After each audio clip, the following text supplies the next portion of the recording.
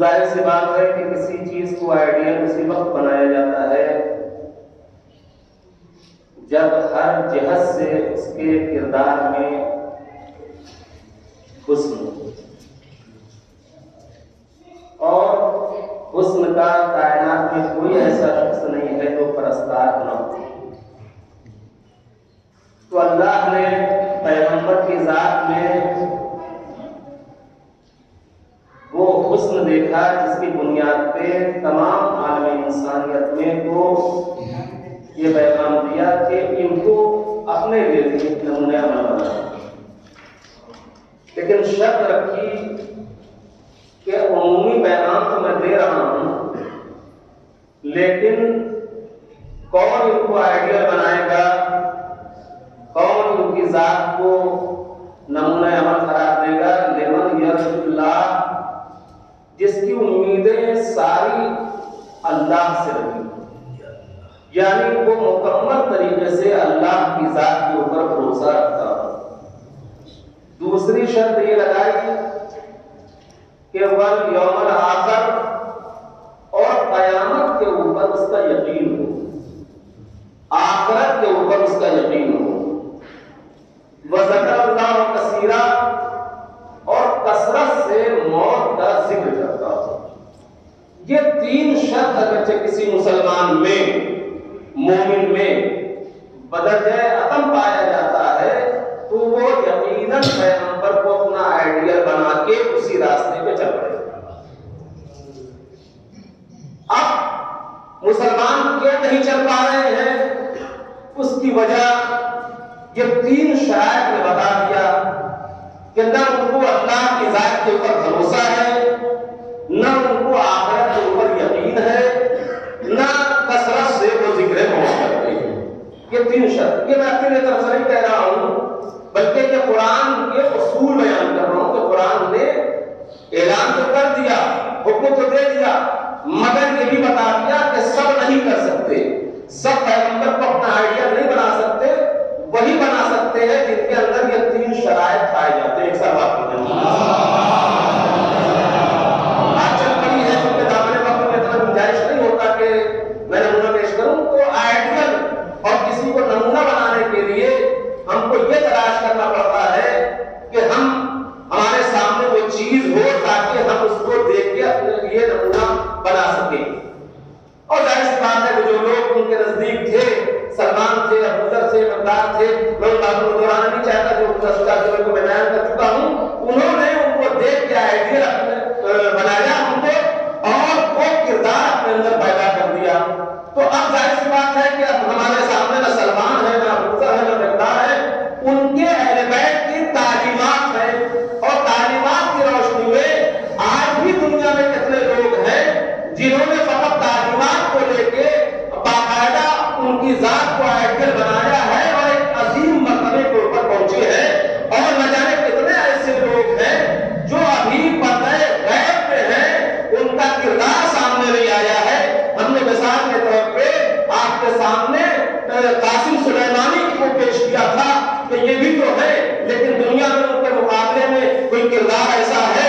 ہم نے یہ بھی بیان کیا تھا کہ بڑے سے بڑا مرجع عارف باقاعدہ ان کی بات کو سن کے اپنے آنکھوں میں آنسو لا کے دھاڑے مار کے رو رہا تھا۔ تو آخر وہ ایک انسان پوری دنیا میں آپ نے دیکھا کہ کس طریقے سے انہوں نے پیغمبر کی اور آل پیغمبر کی ذات کو نمونہ عمل بنا دیا کہ بڑا سے بڑا عارف اس سے متاثر ہو گئے۔ سبحان اللہ، ایسا نہیں ہے، ہمارے سامنے نمونہ موجود ہے، اور انشاءاللہ اگرچہ خدا کی تائید رہی، اہل بیت کی تائید رہی، تو میں کوشش کروں گا ان سب نمونوں کو بیان کرنے کی کہ کیسے ان لوگوں نے اپنے کو بلند کردار انسان بنایا۔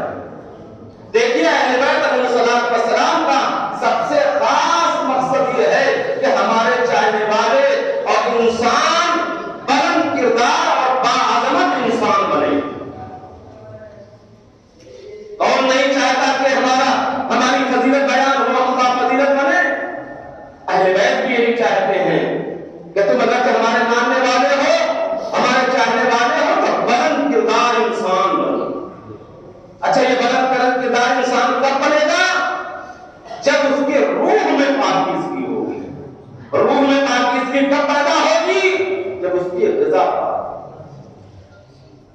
تو جب تک کہ روح میں انسان کی پاکیزگی نہ ہو، طہارت نہ ہو، تب تک وہ بدن کردار انسان نہیں بن سکتا۔ اگرچہ روح میں پاکیزگی ہے تو پاکیزہ لوگوں کو وہ آئیڈیل بنائے گا، اور ظاہر سی بات ہے کہ پاکیزہ لوگوں کو جب آئیڈیل بنائے گا آپ متاثر ہوتے ہیں۔ جب انسان پاکیزہ لوگوں کو آئیڈیل بنائے گا تو متاثر ہوگا، واقعات کو دیکھے گا تو متاثر ہوگا۔ ہم آپ آج موبائل کا زمانہ ہے، کل تک تو یہ ہوتا تھا کہ ٹی وی گھر میں ہے، دن بھر انسان کام میں مصروف ہے، مگر رات میں جب آیا کھا پی کے کم سے کم نہیں دیکھنے والا بھی شام کو وہ بستر پہ لیٹ کے دیکھتا تھا۔ لیکن آج تو ہر انسان کے ہاتھ میں موبائل ہے، نہ جانے موبائل پہ کیا کیا دیکھا جاتا ہے، اچھی چیزیں بھی دیکھی جاتی ہیں، بری چیزیں بھی دیکھی جاتی ہیں، اور جس انسان کا مزاج جیسا ہوتا ہے ویسی چیزوں کو وہ دیکھتا ہے۔ ایک انسان کا مزاج یہ ہے کہ ہم فلموں کو بہت پسند کرتے ہیں، وہ فلمیں دیکھتا ہے۔ ایک انسان یہ پسند کرتا ہے کہ کوئی ایسا سیریل دیکھے جس میں نصیحت ملے، تو وہ ان سیریلوں کو جو ہے وہ منظم کرتا ہے اور وہ دیکھتا ہے، اور دیکھنے کے بعد ایسے نہیں فقط دیکھ لیتا ہے۔ میں چیز بتا رہا ہوں کہ اہل بیت کو اور پیغمبر کی ذات کو اللہ نے نمونہ احمد آئیڈیل کیوں بنایا؟ تاکہ ان کو دیکھ کے ہم متاثر ہو کے خود عمل کرنا شروع کر دیں، اس لیے بنایا۔ تو آج دور ہے موبائل کا، نیٹ کا دور ہے، جس کو جو پسند ہے وہ دیکھتا ہے۔ اگرچہ ایک انسان ہے سیریل اس کو پسند ہے نصیحتوں میں تو وہ دیکھتا ہے۔ میں آپ سے سوال کرتا ہوں کہ یہ بتائیے کہ اگرچہ ایک انسان نصیحت عام سیریل دیکھ رہا ہے اور دیکھنے کا اس کو اثر ہوتا ہے کہ نہیں ہوتا؟ نہیں، اگرچہ کوئی نصیحت عام سیریل دیکھتا ہے تو اس کو دیکھ کے متاثر ہوتا ہے۔ بعض وقت ایسا ہوتا ہے کہ ایسے واقعات سیریل میں آتے ہیں کہ باقاعدہ دیکھنے والا اتنا متاثر ہو جاتا ہے کہ باقاعدہ آنکھوں میں آنسو آ جاتے ہیں۔ ہوتا ہے نا، یہ میں آپ کی بات کر رہا ہوں، نفسیاتی چیز ہے، آنکھوں میں آنسو آ جاتے ہیں۔ کیا وہ سیریل حقیقت میں ہوتی ہے وہ چیز؟ نہیں، جب حقیقت نہیں ہوتا مصنوعی چیز ہوتی ہے، اس کو دیکھ کے جب ہم متاثر ہو جاتے ہیں تو پھر جو حقائق آج محمد نے پیش کیا ہے اس کو اگر ہم پڑھیں اور دیکھیں اور سنیں تو پھر کیوں نہیں تاثر پیدا ہوگا ہمارے اندر؟ یہ میں نے ایسی چیزیں میں نے آپ کے سامنے پیش کی کہ مصنوعی چیز دیکھ کے ہم متاثر ہو جاتے ہیں۔ نمونے کے طور پر میں آپ کے سامنے پیش کروں، یہ ایک دلیل پیش کر دیا میں نے آپ کے سامنے کہ مصنوعی چیز ہم سیریل کی کوئی حقیقت نہیں ہوتی، مگر اس سے متاثر ہو۔ مثال کے طور پہ آپ کوئی سیریل دیکھ رہے ہیں، اور اس میں وہ واقعہ دکھایا جا رہا ہے کہ ایک انسان ہے جو بہت ہی غریب ہو گیا، سب کچھ اس کا لٹ چکا، کسی نے اس کی مدد کرنے کی کوشش کی مگر اس نے انکار کر دیا کہ میں لٹ چکا ہوں، برباد ہو چکا ہوں، میرے پاس کچھ نہیں ہے، مگر میں اپنے عزت نفس کا سودا نہیں کروں گا، میں اپنے عزت نفس کا سودا نہیں کروں گا، کسی کے دروازے پہ جا کے ہار نہیں گیا، بھوکا رہ لیا اس نے مگر عزت نفس کا سودا نہیں کیا۔ آپ نے اس کو دیکھ کے اس سیریل کا کیا نتیجہ نکالا؟ فوراً زبان پہ آ کے اتنا عظیم انسان ہے، بہرحال خطبہ ہے، مجلس تو ہے نہیں کہ وہ عوام کرائیں گے، بس جو باتیں حقائق ہے وہ خطبے ہی کے طریقے سے میں پیش کروں گا۔ تو ہر انسان اس سیریل کو اس واقعے کو دیکھ کے کہتا کتنا عظیم انسان ہے کہ بھوکا وہ رہ لیا اس نے مگر اپنی عزت کو نہیں۔ اسلام میں عزت نفس سے بڑی کوئی دولت نہیں ہے، اور جس کے پاس عزت نفس ہے وہی بلند کردار کا مالک بنتا ہے۔ سب آپ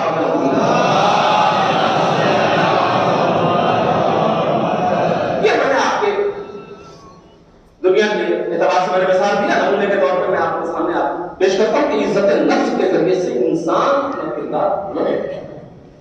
اتنی قیمتی چیز ہے کہ قرآن نے بھی باقاعدہ اس کا تذکرہ کیا ہے۔ ہمارے دوسرے امام امام حسن علیہ السلام اس دور میں ایک انسان تھا، ایک بندہ خدا تھا، اور واقعے سے پتہ چلتا ہے کہ وہ امام کا چاہنے والا نہیں تھا۔ ہمارے پاس یہ قیمتی چیز کیسے ہم کو محفوظ کرنا ہے؟ سب کچھ اس کا بک چکا تھا، بالکل برباد ہو چکا تھا، کچھ نہیں تھا، بھوکمری کی زندگی گزارتا۔ اسی مدینے میں کسی شخص نے آ کے کہا کہ جا کے امام سے کیوں نہیں مانگتے؟ غور سے سنیے گا، جا کے امام سے کیوں نہیں مانگتے؟ وہ ساری دنیا کو دیتے ہیں، تم مانگو سے تو کیا تم کو نہ دیں گے؟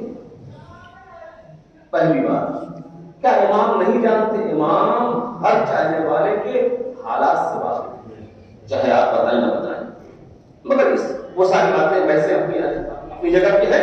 اس نے کہنے والے نے کہا کہ جو ساری دنیا کو دے رہے ہیں، جا کے تم بھی مانگو۔ امام کو دیں گے، جا کر سوال اس کی ہمت نہیں پڑی، اس کی ہمت نہیں پڑی کہ جا کے وہ امام سے مانگے۔ کیوں؟ عزت کا معاملہ ہے۔ یہ عزت نا کتنی قیمتی چیز ہے، یہ مومن بچا کے رکھے، امام کا نہیں کر۔ ہمت نہیں پڑی کہ وہ ڈائریکٹ جا کے امام سے مانگے۔ اس نے اپنی بیوی کو ظاہر سی بات کہہ رہا تھا، اور عرب میں 90% شعراء ہوا کرتے تھے۔ اس نے 2 شعر لکھا، اور وہ شعر لکھ کے اپنی بیوی کے حوالے کیا، اپنی بیوی کے حوالے کیا، اور کہا کہ لے جا کے امام کو یہ شعر بس دے، ایک شعر دے۔ وہ گئی اور امام کو وہ شعر دیا، جس کا مفہوم وہ عربی میں ہے، جس کا مفہوم یہ ہے، اس شعر میں اس نے بیان کیا کہ مولا ہمارا سب کچھ بک چکا ہے، سب کچھ برباد ہو چکا ہے، ایک چیز بچی ہے، عزت نفس جو میں نے اپنے لیے بچا کے رکھا ہے، ایک چیز ہے بچی ہے ہمارے پاس، وہ ہے عزت نفس جو میں نے اپنے لیے بچا کے رکھا ہے۔ مولا اگرچہ اس دنیا میں اس کا اگرچہ کوئی خریدار ہے تو وہ آپ، اس کا یہ جو میں نے بچا کے رکھا ہے عزت نفس، اس کا دنیا میں اگرچہ کوئی خریدار ہے، کائنات میں اگرچہ کوئی خریدار ہے تو آپ ہیں۔ کتنی خوبصورتی کی بات ہے۔ عزت نفس کو بھی بچانے کی کوشش کی، اور عظمت امام کو بھی ظاہر کر دیا کہ اس عزت کی کوئی قدر کر سکتا ہے، خریدار ہو سکتا ہے تو وہ آپ کی ذات۔ تاریخ بتاتی ہے کہ اس شعر کو پڑھنے کے بعد امام نے اس کی ضرورت کو پورا سمجھا، واہ کرنے سے کچھ نہیں ہوتا، اپنی زندگی میں تبدیلی پیدا ہوتی۔ امام نے اس کی ضرورت کو پورا کیا، اور اس کے بعد امام نے لکھا اس کے بعد۔ اب ظاہر سی بات ہے کہ اب یہ نہیں تاریخ میں لکھا کہ شعر میں لکھا اس مفہوم کو امام نے، یا ویسے ہی تحریر کیا، بہرحال لکھا امام نے کہ یہ جو تم نے کیا ہے عزت نفس بہت قیمتی چیز ہے۔ اب امام اس کی قیمت بتا رہے ہیں، یہ جو تم نے کیا ہے عزت نفس بہت قیمتی چیز ہے، اور تم نے یہ جو کہا ہے کہ میں اگرچہ کائنات میں کوئی خریدار ہے تو صرف آپ ہیں، تو میں بھی اس کا خریدار ہوں، اس کو بچا کے رکھ۔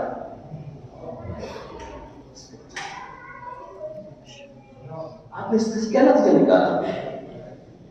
یعنی عزت نفس اتنی قیمتی چیز ہے کہ امام اس کا اظہار کر رہے ہیں، ہم بھی حقیقت میں اس کا خریدار نہیں ہے، اس کو بچا کے رکھ، ہاں تیری ضرورت پوری ہو رہی۔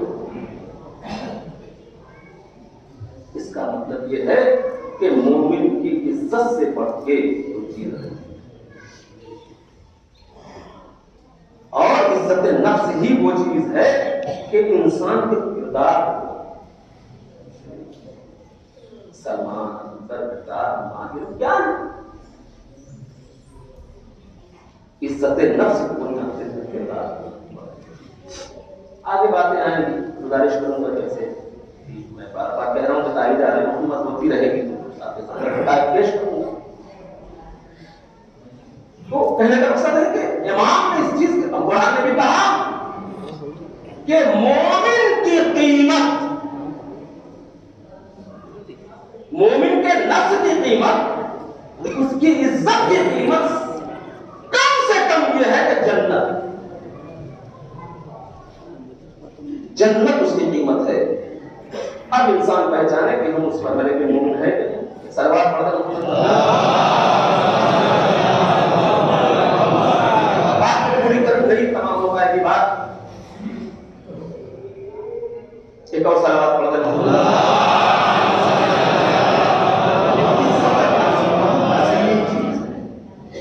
اس کو مومن اگر چاہے تو بچا کے رکھے، اور اسی کے ذریعے سے انسان کے کردار بلند ہوتا ہے. اور معصومین ہم کو بلند کردار دیکھنا چاہیے. اب سوال یہ پیدا ہوتا ہے کہ ایک شخص ہے، مومن ہے، ضرورت مند ہے، تو کیا کرے؟ بھوک سے مر جائے؟ سوال یہ تو پیدا ہوگا نا، ذہن میں آپ کا سوال پیدا ہوگا تو بھوک سے مر جائے. قسم خدا کی اگر سے تعلیمات آل محمد کے اوپر ہم غور کرنے لگے اور جتنے مشکلات ہماری زندگی میں آتے ہیں ہم اس سے نروس ہو جاتے ہیں، ٹینشن میں آ جاتے ہیں، صرف تعلیمات آل محمد کو آپ دیکھتے رہے تو آپ کے ہر ٹینشن کا علاج موجود ہے.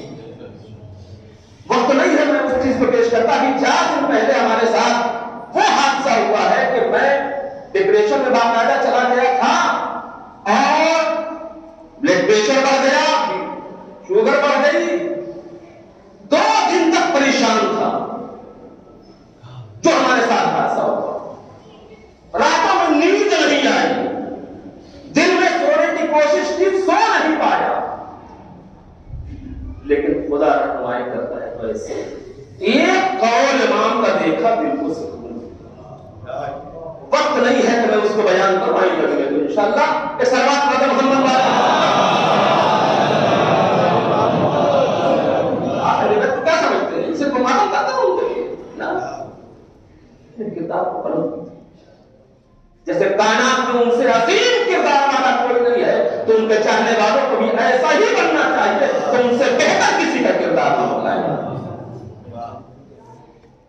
سوال یہ پیدا ہوتا ہے، بات کو مکمل کروں جو چھیڑا ہے اور کچھ بیان کرنا تھا کہ اگر چاہے مومن ضرورت مند ہے تو کیا کرے؟ بھوک سے مر جائے؟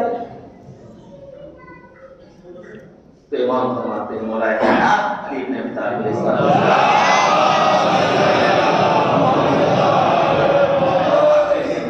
تمہاری ضرورت ہے تو تم سوال کر سکتے ہو. غور سے سنیے گا ساری باتوں عزیزوں. یہ خطبے کے لیے میں اتنی محنت کرتا ہوں کہ ایک مجلس کے لیے اتنی محنت نہیں کرنی پڑتی، اس لیے کہ تسلسل سے ایک بات کو سمجھانا پڑتا ہے کہ ایک بات اگر ہم نے کہہ دیا تو ممکن ہے کہ اس کا سلسلے میں سوال پیدا ہو، اس کا جواب کی تلاش کرنا پڑتا ہے. ایک مومن ہے بڑی کے ماحول میں پہنچ چکا ہے، کیا کرے وہ؟ مر جائے بھوکے؟ نہیں، مولا کیا علاج ہے تاکہ ہاں سوال کر سکتے مگر کس سے؟ کسی پست سے سوال نہ کرنا جو اہل نہ ہو. تم کر سکتے ہو سوال، کسی پست سے نہ کرنا، جو نہ اہل ہو اس سے نہ کرنا، ورنہ تمہاری ضرورت بھی پوری نہیں ہوگی اور دنیا میں تم کو ذلیل بھی کرتا رہے گا. کہ ہمارے پاس آئے گا، ہمارے پاس آئے تھے معاملے کے لیے سوال بھی کرنا ہوگا تو بس سے نہ کرنا، ورنہ تمہاری ضرورت بھی پوری نہیں ہوگی اور وہ پوری دنیا میں ڈھونڈے گا، پیٹتا پھرے گا کہ آئے تھے ہمارے پاس آئے تھے کہہ دیا، ورنہ تمہاری عزت بھی چلی جائے گی اور تمہاری ضرورت بھی پوری۔ پھر کیا کرنا ہوگا؟ کہا کہ کسی اہل سے سوال کرنا، کسی اہل سے سوال کرنا جو اس کا اہل ہو، اس سے سوال کرنا۔ اچھا، اب اہل کی منزل آئی تو ظاہر سی بات ہے کہ ایک شخص کے پاس ہے، اس نے دے دیا، آپ کی ضرورت پوری ہو گئی، مگر دوسرا پہلو یہ ہوگا کہ وہ زمانے میں کہتا پھرے گا کہ وہ آئے تھے، ہم نے ان کو دیا، ہم نے ان کو دیا۔ تو گویا مولا کہہ رہے ہیں کہ تم سوال کر سکتے ہو، مگر پہلے منزل میں نفی کر دیا کہ کسی نااہل سے نہ کرنا، ورنہ وہ ضرورت بھی پوری نہیں ہوگی اور تم ذلیل ہو جاؤ گے۔ پھر نااہل سے سوال کرنا، وہ دے تو دے گا مگر وہ زمانے میں کہتا پھرے گا، لہذا اس پر بھی کنٹرول کرنے کی کوشش کرنا کہ بھوکے رہ لینا، مگر ایسے ماننے کے بعد اگر اس بات کا خطرہ ہے کہ وہ اب تمہاری عزت نفس کو لوٹے گا، لٹائے گا، تو اپنے نفس پہ کنٹرول کرنے کی کوشش کرنا۔ پھر کون سا راستہ بچا؟ پھر وہی راستہ بتا ہے جو میں نے واقعہ آپ کے سامنے پیش کیا ہے، ایسے سے سوال کرنا کہ تمہاری ضرورت بھی پوری ہو جائے اور تمہاری عزت کو بھی نہ اچھالے، جیسا کہ امام نے کیا کہ ہم عزت نفس کے خریدار نہیں ہیں، اس عزت نفس کا خریدار خدا ہے۔ سروات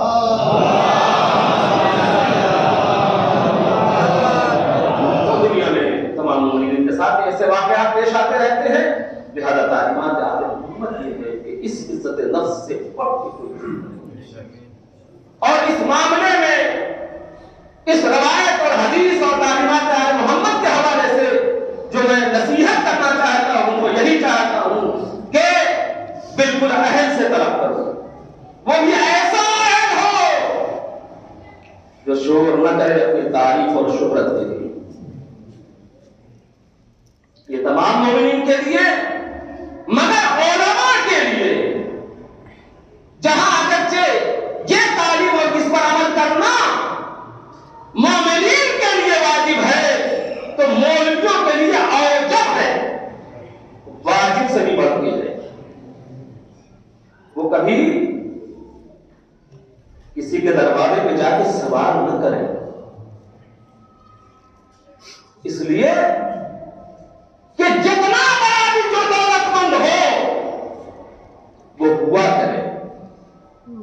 ہم نے دولت کا بات ہو جائے گی، ہم نے دولت کا معیار پیسہ کوڑی جائیداد یہ سب بنایا ہے، انشاءاللہ اس ترجمے کو یاد دلائیے گا کہ دولت کا معیار معصومین سے کیا بنا ہے۔ ہم جس کو دولت کا معیار بنا رہے ہیں اور معصوم جس کو دولت کا معیار بنا رہے ہیں، عزت کا معیار بنا رہے ہیں، وہ کیا ہے؟ معصوم نہج البلاغہ میں مولا کائنات علی بن ابی طالب علیہ السلام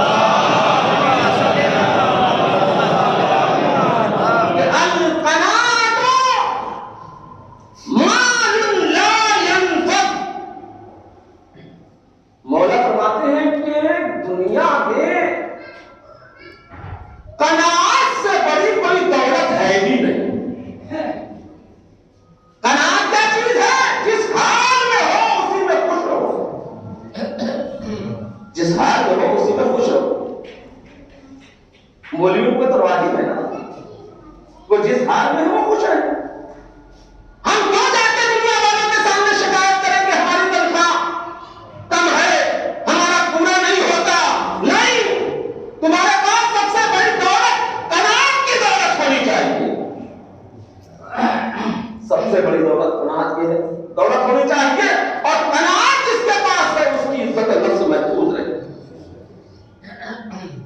اس کی عزت خدا رسول کے بعد اگر کسی کی عزت ہے تو وہ علماء کی عزت ہے، وارث انبیاء ہے، لیکن ایسے ہی عزت نہیں ہوتی، بلکہ علماء کا کردار اپنانے کی ضرورت ہے۔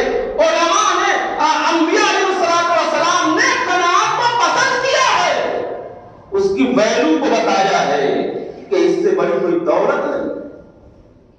آپ ادھر ادھر جا کے سوال کریں گے ہمارے بھگوان کو. بہرحال جو نماز پڑھاتا ہے میں کبھی گزارش کر چکا ہوں کہ اگرچہ وہ تنخواہ کہے تو یہ تنخواہ کہنا غلط ہے. ٹھیک ہے، اس کو ہدیہ مل رہا ہے، وہ خدمت کر رہا ہے، ورنہ نماز کی پڑھائی لینا بھی شرم حرام ہے، قرآن کی اجرت لینا بھی شرم حرام ہے. یہ سب حرام ہے. مؤذن کو پیسہ لینا بھی تنخواہ کے طور پہ حرام ہے. یاد رکھیے گا، مؤذن ہو چاہے امام ہو چاہے قرآن پڑھانے والا ہو، کبھی اس کو تنخواہ سمجھ کے نہ لے، اجرت سمجھ کے نہ لے، ہدیہ سمجھ کے لے. لینے والا ہدیہ سمجھ کے لے، دینے والا بھی ہدیہ سمجھ کے دے. ایک سلامات پڑھ دے محمد. مت کہو کسی سے، میں مولویوں سے کہتا ہوں، نہ کہو کسی سے. اللہ نے ہر چیز کا حق دوسرے پہ رکھا ہے. اگرچہ ایک امام ہے تو اس کا بھی حق ہے. یہ بہت طویل منزل ہے، کبھی اس کو چھیڑوں گا تو میں بتاؤں گا. رسالت الحقوق جو امام زرناطی علیہ السلام نے بیان کیا ہے، حقوق کیا ہے، حقوق کیا ہے بیان کروں گا. اس میں مؤذن کا بھی حق بیان کیا گیا ہے، امام کا بھی حق بیان کیا گیا ہے، بیش نماز کا بھی حق بیان کیا، ایک چیز کا حق بیان کیا گیا ہے. اگرچہ کوئی آپ لوگ آمادہ ہوئے تو وہ تصور ہے بیان کروں گا جو امام نے بیان کیا ہے. اور یہ یاد رکھیے عزیزان گرامی، میں بار بار یہ کہہ رہا ہوں کہ ہم کسی کے سامنے ہاتھ رکھ دے رہا ہے. اب وہ اگرچہ ایک امام کا حق نہیں کوئی بیان دے رہا ہے، مؤذن کا حق نہیں دے رہا ہے، اس کو ادا نہیں کر رہا ہے، تو یہ ہمارا مسئلہ نہیں ہے. اللہ نے مؤذن کا یا امام کا یا کسی کا حق اگرچہ بیان کیا ہے کہ اس کا حق ہے دے دو، اور وہ نہیں دے رہا ہے تو ہم صبر کر کے زندگی گزار لیں. سوال اس سے کیا جائے گا کہ وہ خدمت کرنے والا خدمت کرتا رہا، یہ تمہارے ساتھ تم نے اس کے ساتھ یہ کیا. مولوی کو سمجھنا چاہیے، اس بات کے اوپر غور کرنا چاہیے کہ اگر جو کوئی ہمارا حق خدمت کا حق نہیں دے رہا ہے، امام کا حق ادا نہیں کر رہا ہے، تو وہ مولوی سے سوال نہیں ہوگا، بلکہ مولوی کو صبر اور قناعت کی جگہ ملے گی، نہ ادا کرنے والوں کو سزا دی جائے گی. ایک سربراہ پسند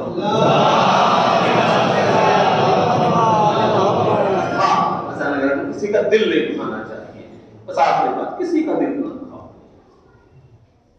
آپ لاکھ دعا پڑھ لیجیے، نمازیں پڑھ لیجیے، لیکن اگر ایک بندے کا دل دکھا رہا ہے، اس کو زخمی کر رہا ہے.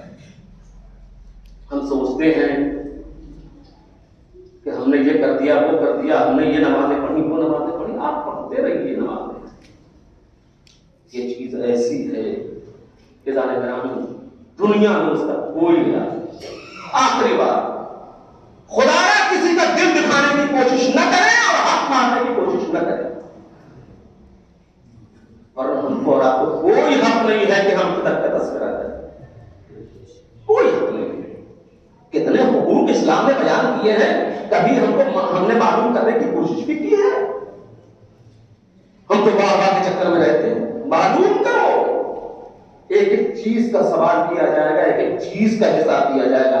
حلال کا بھی حساب دینا پڑے گا، حرام کا بھی حساب دینا پڑے گا. دل اس کی سزا اس دنیا میں بھی ملے گی. پیش کروں گا انشاءاللہ اگر یاد رہا. بس ایک بندہ وہ کبھی اس زمانے میں بیان کر چکا ہوں کہ دل دکھانے کا، کسی کو تکلیف دینے سے جو آخرت میں سزا ہے وہ اپنی جگہ پہ. دنیا میں انسان ایسا پریشان ہوتا ہے کہ دنیا میں کوئی اس کا علاج نہیں ہوتا سوائے کہ اس سے جا کے معافی مانگو. رجب الخیاط کا واقعہ میں نے کسی زمانے پڑھا. کوئی عالم نہیں تھے، عارف تھے. نفس میں خون میں اتنی پاکیزگی تھی کہ وہ حقائق کو درک کر لیا تھا. ایک شخص آیا، اس کے ہاتھ میں درد تھا اور دنیا کو کوئی ڈاکٹر نہیں بچا تھا جس کے پاس وہ نہ گیا ہو علاج کے لیے. سب نے علاج کرنے کی کوشش کی مگر یہ ہاتھ کا درد نہیں گیا. یہ ہاتھ کا درد نہیں گیا. آخر میں کسی نے مجھے مشورہ دیا کہ دنیا کے ڈاکٹروں کو دکھلا چکے, تمام علاج کر چکے, یہ کیا بات ہے کہ تمہارے ہاتھ کا درد نہیں جا رہا. کسی نے مشورہ دیا کہ رجب علی سجاد کے پاس چلے جاؤ. میں نے پوری دنیا کے ڈاکٹروں کا علاج کر لیا, کوئی فائدہ نہیں ہوا. تو رجب علی خیاط نے کہا کہ کوئی فائدہ ہو بھی نہیں سکتا. کہا کیوں؟ کہا کہ اس کا جو علاج ہے وہ تم کرو تو فائدہ ہوگا. کیا علاج ہے؟ سر کو اٹھایا, جو گایا اس کے پاس اٹھایا. اٹھانے کے بعد کہا کہ جو تمہاری کمپنی ہے جس کے تم مینیجر ہو, اس کمپنی میں ایک مومنہ عورت کام کرتی تھی. اس کا نام یہ تھا. کام اس کو کون سا اس کے ذمہ کیا گیا تھا؟ ٹائپنگ. اس میں کچھ غلطی ہو گئی. ظاہر سی بات ہے کہ جس کے پاس اگرچہ مہارت نہیں ہے, پہلی مرتبہ اگرچہ کام کر رہا ہے, چند دن ہوا کام کر, پڑھائی تو کی مگر اتنے ایکسپیرینس نہیں ہو اس کو, تو غلطیاں ہو جاتی ہیں. اس سے چھوٹی سی غلطی ہو گئی تھی, تم نے اس کو برا پالا تھا. اس کا جو دل دکھانا یہ اس کا نتیجہ ہے, یہ اس کا نتیجہ ہے. جا کے معافی مانگو, پھر کسی علاج کی ضرورت نہیں. وہ گیا اور جانے کے بعد اس سے معافی مانگ کے آ رہا تھا کہ اس کا درد بتایا. ایک سال بعد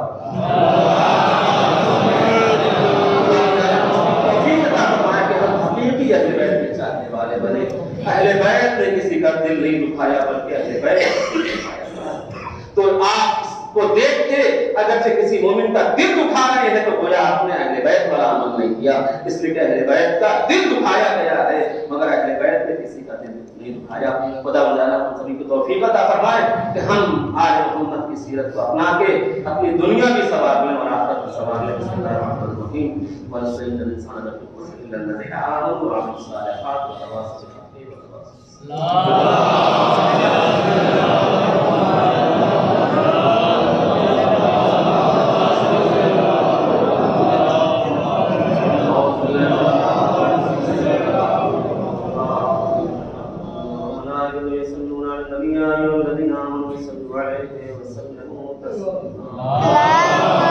على